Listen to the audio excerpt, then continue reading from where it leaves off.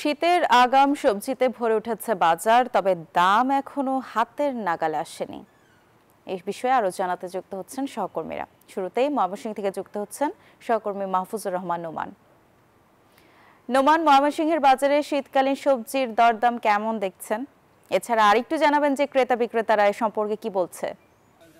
ধন্যবাদ আপনাকে। আমি কিন্তু ময়মনসিংহের যে জয়নুল উদ্যান পার্ক আছে, সেই ব্রহ্মপুত্র নদ ঘেঁষা সেই পার্কে কিন্তু আমি অবস্থান করছি এবং এখানে একটি প্রতিদিন সকালে অস্থায়ী বাজার বসে, যেখানে আমরা দেখতে পাচ্ছি যে শীতের যে সবজিগুলো আছে সেগুলো কিন্তু বেশ সমারোহ ঘটিয়েছেন বিক্রেতারা এবং ক্রেতাও কিন্তু কমতি নেই। আপনি দেখতে পাচ্ছেন যারা মূলত সকালে হাঁটতে আসে তারাই এখানকার সবচেয়ে বড় ক্রেতা। আমরা একটু কথা বলার চেষ্টা করবো একজন ক্রেতার সাথে। একটু জানতে চাই আপনি কেন এখানে এসেছেন, শহরেও তো অন্যান্য বাজার আছে। আমি আসছি মর্নিং ওয়ার্ক করি, মর্নিং ওয়ার্ক করে আমরা শাকসবজি কিনে টাটকা শাকসবজি কিনতে পারি। দাম কেমন এখানে ওই বাজার? অন্যান্য বাজার চেয়ে সস্তা, কারণ সবজি বাজারটা তো উঠানামা করে। এখন ক্রেতা বেশি হলে বিক্রেতা কম হলে তখন উঠানামা করে, দাম অনেক সস্তা। ধন্যবাদ আপনাকে। আমি একটু আপনার সাথে কথা বলতে চাই। আমরা একটু জানতে চাই যে আসলে শীতের যে সবজিগুলো এসেছে সেগুলোর দাম এখানে কেমন এবং শহরে কেমন?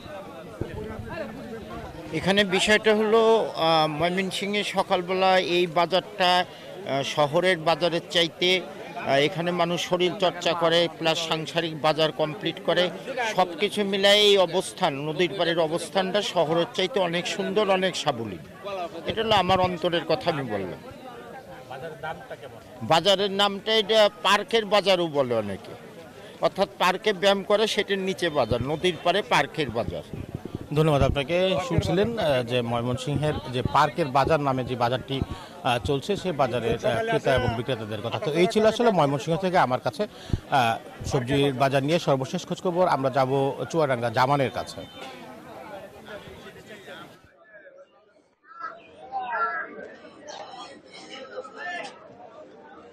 নোমান, আপনাকে ধন্যবাদ। আপনি যেমনটি বলছিলেন ময়মনসিংহের মতোই কিন্তু চুয়াডাঙ্গাতেও কিন্তু শীতকালীন সবজি বাজারে উঠতে শুরু করেছে। আগের চেয়ে সবজির সরবরাহ কিন্তু অনেকটাই বেড়ে গিয়েছে, তো এই কারণে দামও কিন্তু কিছুটা নাগালের মধ্যে আসতে শুরু করেছে। আমি যদি বলি যে ক্রেতারা যেটি বলছেন যে দাম পুরোপুরি নাগালের মধ্যে না আসলেও আগের চেয়ে কিন্তু অনেকটাই কমে গিয়েছে। অন্যতে পাইকাররা যেটি বলছেন, বেশ কিছু সবজি কিন্তু গত এক সপ্তাহের ভিতরে অর্ধেক দামে নেমে এসেছে। আর বিক্রেতারা বা যে চাষি যারা আছে তারা যেটি বলছেন যে চুয়াডাঙ্গায় কিন্তু সবজির দাম অনেকটাই কমে গিয়েছে, ফলে তাদের যে উৎপাদন খরচ সেটি নিয়ে কিন্তু তারা আশঙ্কায় পড়ে গিয়েছে। তার কারণ হচ্ছে আগামী কয়েকদিনের ভিতরেই কিন্তু সবজির এই সরবরাহ আরো বেড়ে যাবে, তখন কিন্তু সবজির দাম আরো কমে যাবে। আমি কৃষি বিভাগের সাথে কথা বলেছি। কৃষি বিভাগ যেটি আমাকে জানিয়েছে যে চুয়াডাঙ্গার সবজি কিন্তু সারা দেশেই কিন্তু ছড়িয়ে পড়ে, কারণ এই জেলাতে কিন্তু প্রচুর পরিমাণে সবজির উৎপাদন হয়।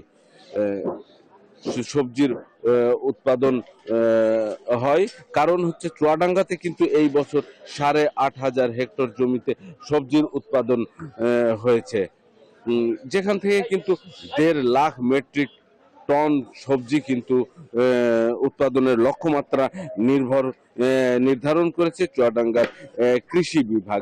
তো এই ছিল চুয়াডাঙ্গা থেকে আমার কাছে। একই খবর জানাতে ঝিনাইদহে অপেক্ষা করছেন শেখ রুহুল আমিন। যাচ্ছি রুহুলের কাছে। রুহুল, আপনি জানাবেন ঝিনাইদহে আগাম শীতকালীন সবজির কি অবস্থা?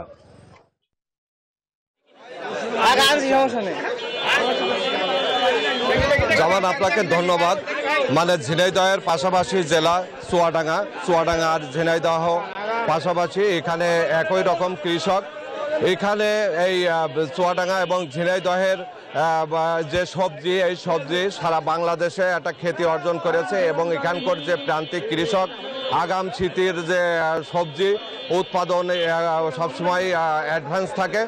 এই চুয়াডাঙ্গা এবং ঝিনাইদহের এই সবজি বা দেশের বিভিন্ন স্থানে যায় এবং এই প্রান্তিক যে কৃষকরা তারা আমি এখন অবস্থান করছি ঝিনাইদহের নতুন হাটখোলা বাজারে। এখানে জেলার জেলার বিভিন্ন প্রান্তিক কৃষকরা দেখেন এই যে বেগুন নিয়ে আসছে, বেগুন বিভিন্ন ধরনের সবজি নিয়ে আসছে। এইটা একটা বড় বাজার। এই বাজারে কৃষকরা ভোর থেকে এখানে সিরিয়াল দেয়। তবে কৃষকরা মাথার ঘাম পায়ে ফেলে যে সবজি উৎপাদন করছে, সেই সবজি উৎপাদনে তারা ন্যায্য মূল্য থেকে বঞ্চিত হচ্ছে। আমি এখন এই কথা বলবো এক কৃষকের সাথে। ভাই, আপনারা কেমন দাম পাচ্ছেন আর আপনার সমস্যাটা কি? আপনাদের সমস্যা কি? দাম তো আগে যাই ছিল এখন অনেক কমে গেছে। আমরা বর্তমানে এখন জিম্বাই আছি, সিন্ডিকেটের জিম্বাই। যেমন আমাদের বাজার ব্যবস্থাপনা আছে, সিন্ডিকেটের জিম্বাই আছে। তারপরে সার ব্যবস্থাপনা, মূলত আমরা সার পাচ্ছি না। এটা সিন্ডিকেটের এমন হাতে পড়ে গেছে যে আমরা টাকা যে বেশি দিয়ে আমরা সার নেব সেটাও পাচ্ছি না।